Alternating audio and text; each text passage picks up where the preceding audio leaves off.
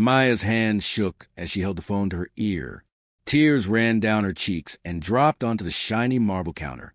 The beautiful kitchen around her felt like a cage. Everything was gold and cream and perfect, but none of it was hers. None of it had ever been hers. "Aunt Carol, I don't know what to do," she whispered. Her voice cracked like breaking glass. "I need a boyfriend by tomorrow." Tomorrow? How is that even possible? She pressed her hand against her mouth to stop the sob that wanted to escape. The afternoon sun poured through the tall windows, making the golden cabinet handles sparkle. But Maya couldn't see the beauty. All she could see was her grandmother's face, the way it looked in that last photograph at the funeral. "The lawyer called me this morning," Maya continued, wiping her eyes with the back of her hand. "Grandma Rose's will has a condition, a stupid, impossible condition. If I want to keep her house, the one with all our memories, I have to show up to the hearing tomorrow with someone I'm in a serious relationship with. A real relationship, not just some friend pretending." Her aunt's voice crackled through the phone, asking questions. Maya could barely hear her over the pounding of her own heart. "Derek gets everything if I can't do it," Maya said. The name tasted bitter in her mouth. Cousin Derek, who never visited Grandma Rose once in 5 years, who only showed up to her funeral to measure the rooms and talk about selling the property. He'll turn it into some fancy rental or tear it down completely. All of Grandma's rose garden, her piano, the porch swing where she taught me to read, gone. Forever. Maya looked around the Henderson kitchen where she worked. She'd been the housekeeper here for 6 months. Mr. Henderson paid her well. The job was good, but it was just a job. It wasn't family. It wasn't home. I can't lose that house, Aunt Carol. It's all I have left of her. But where am I supposed to find a boyfriend in one day? I work 12 hours every day. I clean and cook and organize this massive house for a man who barely talks to me. I haven't been on a date in 3 years. 3 years.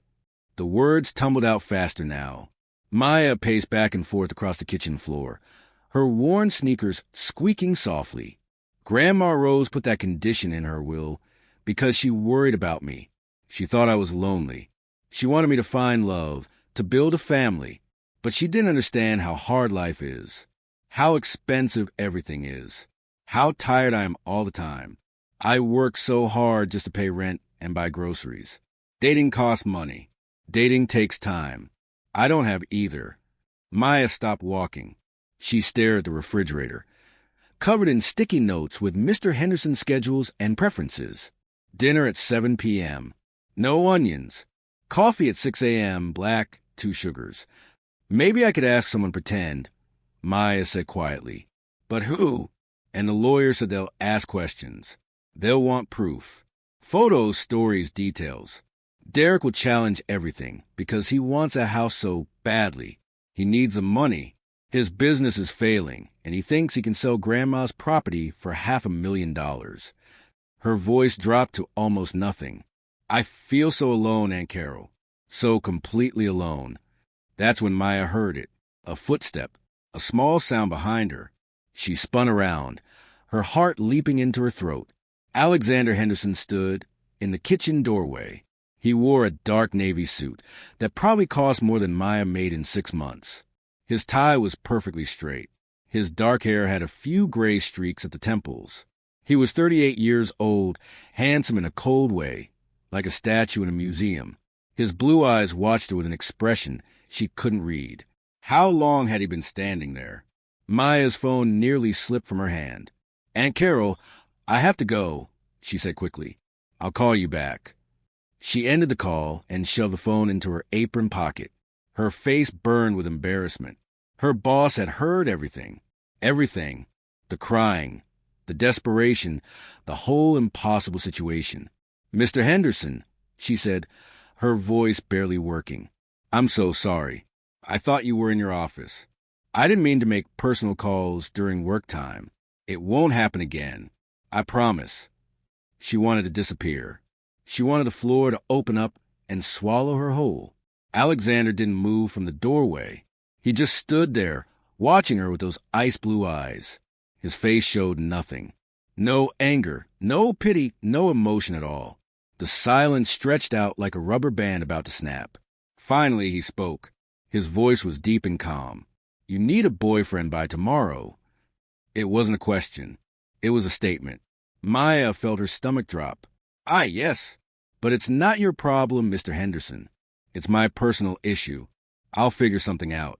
I won't let it affect my work. I promise. To save your grandmother's house, he continued, as if she hadn't spoken. From your cousin Derek. Yes, but the hearing is tomorrow. Yes. Alexander was quiet again. Maya watched him, confused and scared. Was he going to fire her? Did he think she was unprofessional? Unstable? She needed this job. She couldn't lose this job, too. Then Alexander Henderson did something Maya never expected in a million years. He stepped into the kitchen. He walked toward her slowly, his expensive shoes clicking on the tile floor. When he reached the counter, he stopped. He looked directly into her eyes. I'll do it, he said. Maya blinked. Do what? I'll be your boyfriend. Tomorrow at the hearing. I'll go with you. The words didn't make sense. They were English words, simple words, but together they created an impossible sentence. You what? Maya whispered. I'll pose as your boyfriend, Alexander said, his voice steady and sure. We'll attend the hearing together. We'll present ourselves as a couple. You'll keep your grandmother's house. Maya's mind went completely blank. Then it filled with 1,000 thoughts all at once, crashing into each other like cars in a pileup. You can't be serious, she finally said. You're my boss. I'm your housekeeper. That's completely inappropriate. That's crossing every professional boundary that exists. You could get in trouble. I could get in trouble. And it wouldn't work anyway. Nobody would believe it. Look at you. Look at me. Look at this house. Look at my life. We're from completely different worlds. Alexander's expression didn't change. I'm completely serious. But why? Maya asked. The question burst out of her. Why would you do this?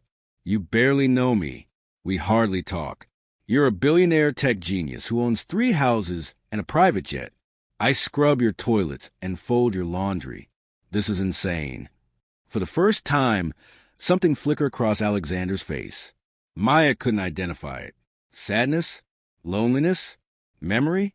Consider it an employee benefit, he said quietly. An unusual one, admittedly, but a benefit nonetheless. An employee benefit, Maya repeated flatly. Pretending to be my boyfriend is an employee benefit. Yes. Maya's head spun. This couldn't be happening. Things like this didn't happen in real life. Rich men didn't offer to fake date their housekeepers to save family inheritances. That was the plot of a romance movie, not reality. But the hearing was tomorrow. Tomorrow. And she had no other options. None. Zero. Nothing. If we do this, Maya said slowly, testing the words, it would just be pretend, just for the hearing, just to convince the lawyer and the judge and Derek. Then we go back to normal. Boss and employee. Nothing more. Exactly, Alexander agreed.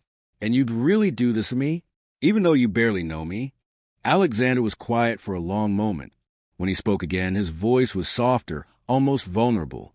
6 months ago, this house was empty and cold. Then you came to work here. You hum while you dust. You leave notes reminding me to eat lunch.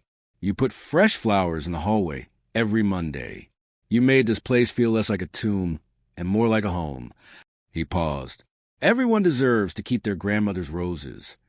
Maya felt tears burning in her eyes again. But this time they weren't tears of desperation. They were something else. Something warm and confusing and frightening. Okay, she whispered. Okay, let's do it. Alexander nodded once, sharp and businesslike. The hearing is at 10 o'clock tomorrow morning? Yes. Then we should prepare. We need a story, a timeline, details that will hold up under questioning. If your cousin challenges a relationship, we need to be ready. Maya's practical side kicked in. He was right. Derek wouldn't make this easy. Derek would ask questions, demand proof, look for any crack in their story. We should probably seem like we've been together for a while, Maya said, her mind racing. A few months at least. Long enough to be serious, but not so long that people would have definitely heard about it.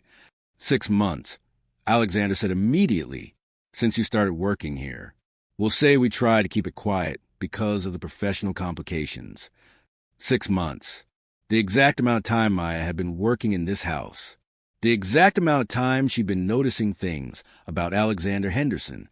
The way he rubbed his temples when he was tired. The way he always said thank you, even for small things. The way he looked at the sunset, sometimes with such loneliness in his eyes. 6 months, Maya agreed. Alexander pulled out his phone. I'll have my assistant clear my schedule for tomorrow morning. We'll drive to the hearing together. We should arrive together, leave together. Every detail matters. Maya nodded, her heart hammering in her chest. This was really happening. This was actually, truly, impossibly happening. Mr. Henderson, she said quietly. Thank you. I don't understand why you're doing this, but thank you. He looked at her for a long moment. Call me Alexander. If we're going to convince people we're in love, you should probably use my first name. In love. The words hung in the air between them like smoke. Maya swallowed hard. Okay, Alexander. He almost smiled. Almost. We should practice. Practice what? Being comfortable together. Being a couple. We have less than 24 hours to make 6 months of dating look believable.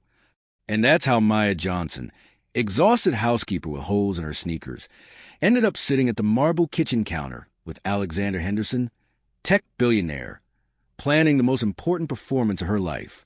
Neither of them knew that some performances become real. Neither of them knew that fake love sometimes has a way of turning true. But they would learn. Maya couldn't sleep that night. She lay in her small apartment bed, staring at the ceiling, replaying everything in her mind. In just a few hours, she would walk into that hearing room with Alexander Henderson and lie to everyone. They would pretend to be in love. They would act like a real couple. Her phone buzzed on the nightstand. A message from Alexander. I'll pick you up at 8:30 a.m. We're something you'd wear on a date with someone you care about. Someone you care about. Maya's stomach flipped. She looked at her closet. Most of her clothes were old, faded jeans, T-shirts with small stains. Her nicest dress was a simple blue, one she'd worn to her grandmother's funeral. Was that appropriate? Could you wear a funeral dress to save an inheritance? She decided yes. Grandma Rose would understand. At exactly 8:30 a.m., a knock came at her door. Maya took one last look in the mirror. The blue dress fit well. She'd curled her hair. She'd even put on a little makeup, which she almost never did. She looked different. Nervous. Hopeful. Scared. She opened the door. Alexander stood there in a gray suit that made his blue eyes look like the ocean. He held a small bouquet of roses. Pink ones. Beautiful ones. Roses, he said simply, for good luck. And because your grandmother loved them. Maya's throat tightened. How did he know that? Had she mentioned it? She must have, during one of their brief conversations in the kitchen. He'd remembered. Thank you, she whispered, taking the flowers. Their fingers touched for just a second. A tiny electric shock ran up her arm. The drive to the lawyer's office was quiet at first. Alexander's car was expensive and smooth, gliding to the morning traffic like a knife through butter. Maya clutched the roses in her lap, watching the city pass by outside the window. Are you nervous? Alexander asked. Terrified, Maya admitted. What if Derek sees through us? What if the judge asks questions we can't answer? What if we mess up the story? Alexander glanced at her. Then we'll handle it. Together. Together. The word felt strange and wonderful at the same time. Tell me something about yourself, Alexander said suddenly. Something real. Something I should know if we've been dating for 6 months. Maya thought for a moment. I'm scared of thunderstorms. Ever since I was little. When it rains hard, I hide under blankets and watch comedy movies to distract myself. Alexander nodded slowly. I hate crowded restaurants. Too much noise. Too many people. I'd rather eat at home, even if the food isn't fancy. I noticed, Maya said before she could stop herself. You never go out for dinner. You always eat in the kitchen. Alone. Their eyes met for a brief second before Alexander looked back at the road. "Not always alone anymore," he said quietly. "You've eaten dinner in that kitchen, too. The nights when you work late. When I order too much food and insist you stay." Maya remembered those nights, 5 or 6 times over the past few months. Sitting at the counter with takeout containers between them, talking about small things, safe things, the weather, a funny news story. Nothing deep, nothing personal, but it felt nice, comfortable, like maybe they could be friends if the world was different. If he wasn't rich and she wasn't his employee. "I liked those dinners," Maya said softly. "So did I," Alexander replied. The lawyer's office was in a tall building downtown. The lobby had marble floors and a chandelier that probably cost more than Maya's entire life savings. Everything echoed. Everything felt huge and important and intimidating. Maya's hands shook as they rode the elevator up to the 15th floor. Alexander reached over and took her hand. His palm was warm and steady. "We can do this," he said, looking straight into her eyes. "Trust me." Maya nodded. She didn't trust easily. Life had taught her not to. But something about the way Alexander looked at her made her want to believe. The conference room was big and cold. A long wooden table stretched down the middle. Windows showed the city skyline. And there, sitting with his arms crossed, was Derek. Cousin Derek looked exactly like Maya remembered. Slick back hair, expensive watch, fake smile that never reached his eyes. He was 40 years old and had always treated Maya like she was invisible, like she didn't matter. Next to Derek sat a thin man in a black suit. His lawyer, probably. At the head of the table sat Mr. Patterson, Grandma Rose's lawyer. He was older, with kind eyes and gray hair. He'd known Grandma Rose for 30 years. He'd been at her funeral. He'd cried. "Maya," Mr. Patterson said warmly, standing up, "thank you for coming. And this must be—" "Alexander Henderson," Alexander said, shaking the lawyer's hand firmly. Then he did something that made Maya's heart skip. He put his arm around her waist, gently, protectively, like it was the most natural thing in the world. Maya's boyfriend. Derek's eyes went wide, then narrow, then suspicious. "Boyfriend," Derek repeated. "That's convenient. Very convenient." Maya never mentioned the boyfriend before. Not at the funeral. Not when the will was read. Suddenly she needs to be in a relationship, and boom, a boyfriend appears. "We've been keeping it private," Maya said, trying to keep her voice steady. "Because of professional reasons." "Professional reasons?" Derek leaned forward like a shark smelling blood. "What does that mean?" Alexander's arm tightened slightly around Maya's waist. "Maya works for me. We want to be certain about our relationship before making it public. Office relationships can be complicated." Derek's lawyer whispered something in his ear. Derek smiled nastily. "So let me get this straight," Derek said. "You're telling us that you two have been secretly dating while she cleans your house? And now, just when Maya needs a boyfriend to inherit valuable property, you're suddenly willing to come forward? That's quite a coincidence." Maya felt panic rising in her chest. This was going wrong already. Derek was too smart, too mean. He could see right through them. But Alexander stayed calm. He pulled out his phone. "I have photos," he said simply. He slid the phone across the table. Derek grabbed it immediately, his eyes scanning the screen. His confident expression started to crack. Maya leaned over to look. Her breath caught. There were photos, real photos, of her and Alexander. One from 3 months ago, at the kitchen counter. She was laughing at something, holding a wooden spoon. Alexander was next to her, smiling slightly. Someone had taken the picture. Who? When? Another photo from a charity event. Alexander in a tuxedo. Maya in a borrowed dress she'd worn when he'd asked her to help serve at a company party. In the photo, they stood close together. His hand was on her back. Another photo in the garden. She was planting roses. He was handing her a watering can. The sunset glowed orange behind them. "When did you take these?" Maya whispered. "My house manager. Security cameras." Various events, Alexander said quietly. I had them compiled last night. They're all real, just recontextualized. Derek shoved the phone back across the table. Photos prove nothing. Anyone can stand next to someone in a picture. Mr. Patterson cleared his throat. Derek, I think we should let Maya and Alexander explain their relationship. That's why we're here. Fine, Derek snapped. Explain. Tell me every detail. When did you start dating? Where was your first kiss? What's his favorite food? What does he do that annoys you? If you're really together, you'll know everything about each other. Maya's mind went blank. This was it. The moment they'd fail. Derek was going to expose them, and Grandma Rose's house would be lost forever. But then Alexander spoke. His voice was soft, but clear. Our first date wasn't really a date, he said. It was a Tuesday night, about 5.5 months ago. I'd had a terrible day. Business meetings that went wrong.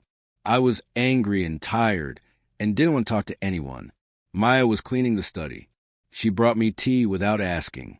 She said, bad days need chamomile. Then she left me alone because she somehow knew I needed space, not conversation. Maya remembered that day. She thought he looked so sad. Alexander continued. The next week, I ordered dinner from an Italian place. Too much food, like always. I asked Maya to stay and eat with me. She said yes. We talked about her grandmother, about rose gardens, about old houses with memories. I realized I hadn't had a real conversation with anyone in months, maybe years. He looked at Maya, and something in his eyes made her chest tight. She makes me want to be present, to be here, to come home instead of hiding in my office. She hums old songs while she works. She leaves sticky notes reminding me to sleep. She sees me, not just my money or my company or my reputation. She sees me. The room was completely silent. Maya's eyes were wet, because everything Alexander said was true. All of it. She did those things. And he'd noticed. He'd actually noticed. And Maya, Mr. Patterson said gently, how do you feel about Alexander? Maya took a deep breath. This was the moment, the performance, the lie that would save everything. Except it didn't feel like a lie anymore. He's lonely, Maya said quietly. Everyone thinks he has everything. Money, success, power. But he eats dinner alone every night in a huge house that echoes. He works until midnight because he has nothing else to do. He's forgotten how to laugh. She looked at Alexander. But sometimes when we talk, I see him smile. Really smile. And I think maybe he's not just my boss. Maybe he's someone who needs someone, just like I do. Maybe we found each other by accident, but that doesn't make it less real. Alexander's hand found hers under the table. He squeezed gently. Derek was staring at them. His face had gone pale. Even his lawyer looked uncertain. Mr. Patterson smiled. It was a small, knowing smile. Derek, the lawyer said, do you have any further objections? Derek opened his mouth, closed it, opened it again. This is insane, he finally said. But his voice was weak, defeated. She's a housekeeper. He's a billionaire. It doesn't make sense. Love rarely does, Mr. Patterson said. He opened a folder and pulled out papers. Maya, your grandmother's will clearly states that the inheritance goes to you if you can demonstrate a committed, genuine relationship. Based on what I've seen here today, I believe you've met that requirement. Maya couldn't breathe.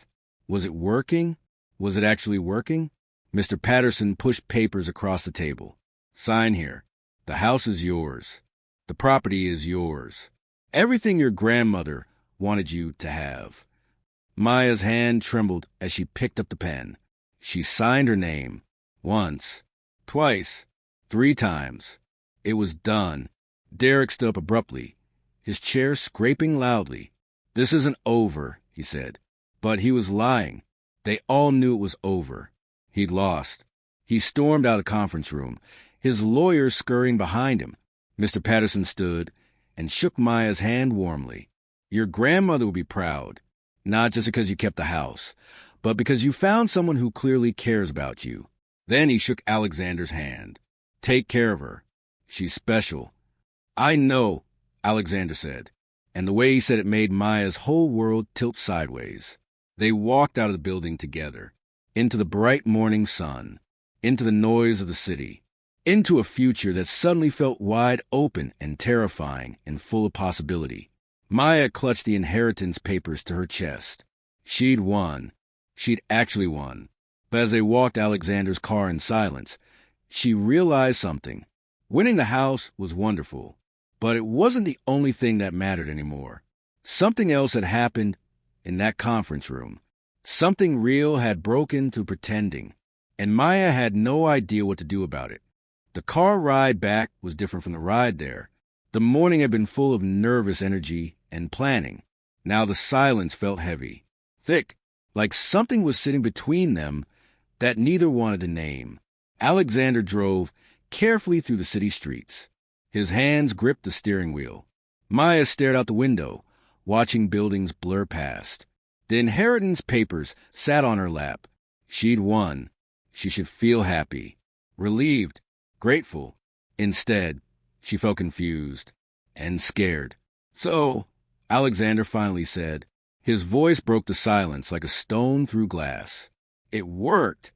"Yes," Maya said quietly. "It worked. Thank you. I can never thank you enough for what you did today." "You're welcome." More silence. They were almost back to the Henderson estate. Soon Maya would get out of the car. She'd go back to her apartment. Tomorrow she'd return to work as his housekeeper. They'd pretend today never happened. Everything would go back to normal, except nothing felt normal anymore. "Maya," Alexander said suddenly. He pulled the car over to the side of the road. They were parked under a big oak tree, its branches making shadows on the windshield. He turned off the engine. The silence was even louder now. "What you said in that conference room," Alexander continued, not looking at her. "About me being lonely, about the house echoing, about forgetting how to laugh. You were right. All of it was right." Maya's heart started beating faster. "I built a successful company," Alexander said. "I made more money than I could spend in 3 lifetimes. I bought houses and cars and everything I thought mattered, but somewhere along the way, I forgot how to live. I forgot what it felt like to come home and have someone notice if I was tired, or sad, or happy." He finally turned to look at her. His blue eyes were intense, vulnerable. Nothing like the cold boss she'd first met 6 months ago. "Then you started working for me," he said. "And suddenly my house didn't feel empty anymore. I started looking forward to coming home. I started noticing things. The way you arrange flowers, the way you hum while you work, the way you leave little notes everywhere reminding me to take care of myself. Notes I saved, every single one." Maya's breath caught. "You saved them?" "All of them. In my desk drawer. I have 43 sticky notes from you, Maya. 43 reminders that someone in the world thinks about whether I ate lunch or got enough sleep." Tears pricked Maya's eyes. "When I heard you on the phone yesterday," Alexander continued, "talking about losing your grandmother's house, I didn't just feel sorry for you. I felt angry. Angry that someone like Derek could take away something so precious. Angry that you were hurting. And I realized something." He paused, took a breath. "I realized that somewhere over these past 6 months, you stopped being just my housekeeper. You became the most important part of my day. The reason I wake up. The reason I come home. The person I want to tell when something good happens, or something bad happens, or something boring happens." Maya couldn't speak. Her throat was too tight. "So when I offered to be your fake boyfriend," Alexander said, his voice dropping to almost a whisper, "wasn't completely selfless. Part of me thought maybe, just maybe, if I could pretend to be with you for one day, I could figure out how to tell you the truth, that my feelings aren't fake. They never were." A tear rolled down Maya's cheek. "I'm in love with you," Alexander said. "Simple, clear, true. I've been falling in love with you for months. Every dinner, every conversation, every small moment. And today, sitting in that conference room, having pretend those feelings were fake, it was the hardest thing I've ever done." Maya's hands trembled.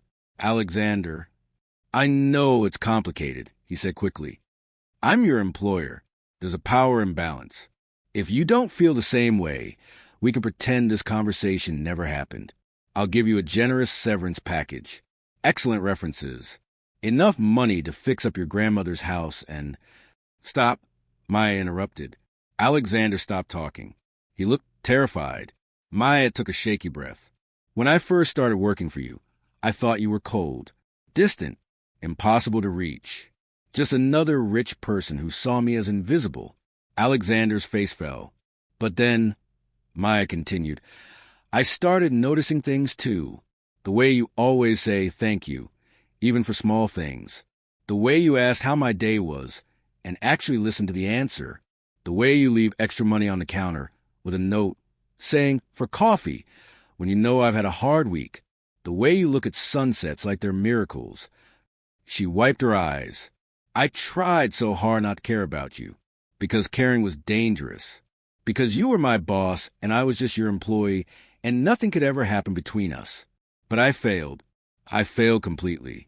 Alexander's eyes widened. I started making excuses to walk past your office, Maya admitted. I started working late on purpose, hoping you'd order too much dinner again and ask me to stay. I started humming louder, hoping you'd hear.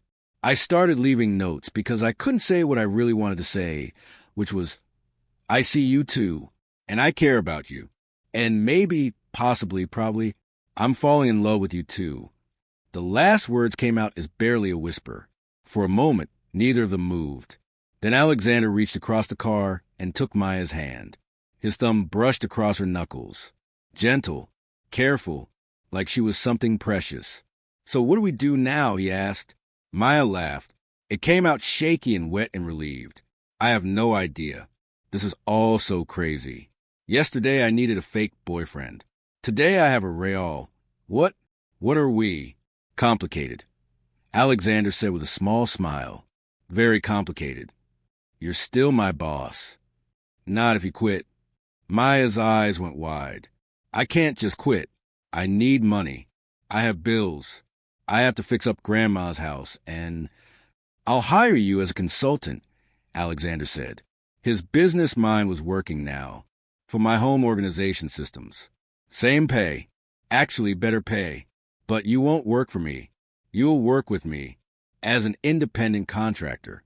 No power imbalance. No ethical complications. Maya blinked. You'd really do that? I'd do anything to make this work. If you want it to work. Do you? It was the most important question anyone had ever asked her. Maya thought about her life. The years of working hard and staying invisible and never letting herself want more. The walls she'd built around her heart to keep out disappointment. Those walls were crumbling now. Yes, she said.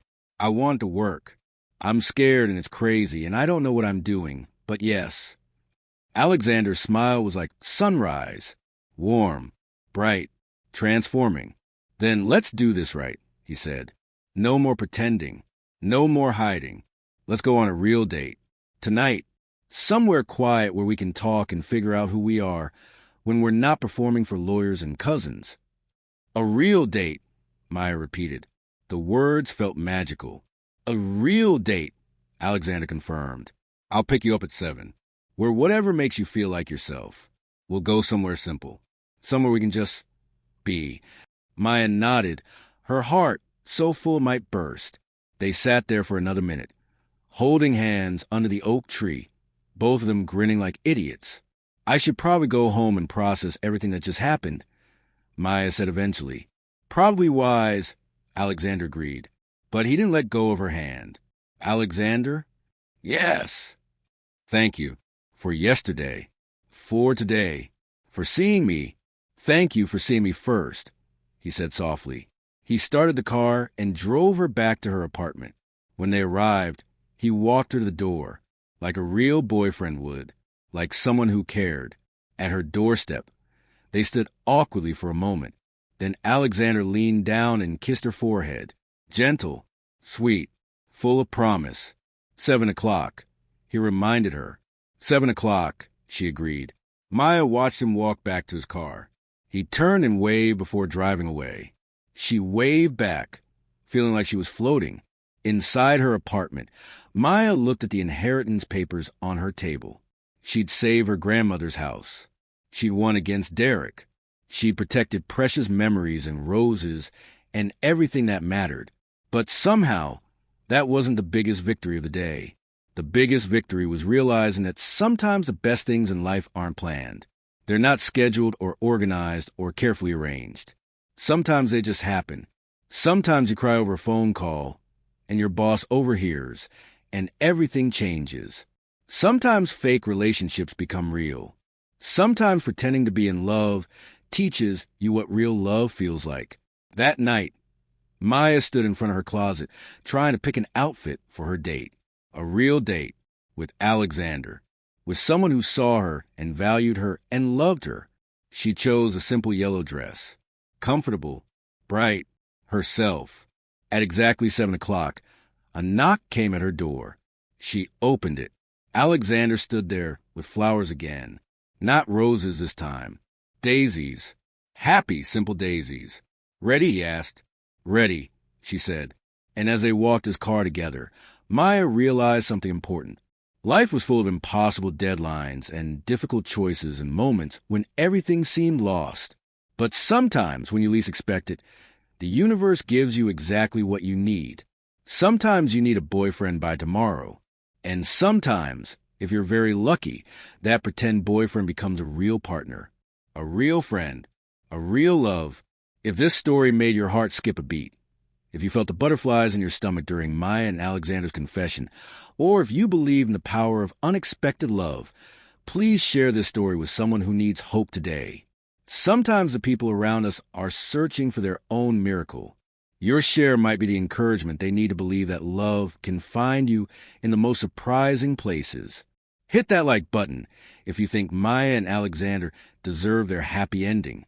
And subscribe for more stories where desperation turns into courage, where impossible situations lead to unexpected joy, and where fake arrangements uncover the most genuine feelings.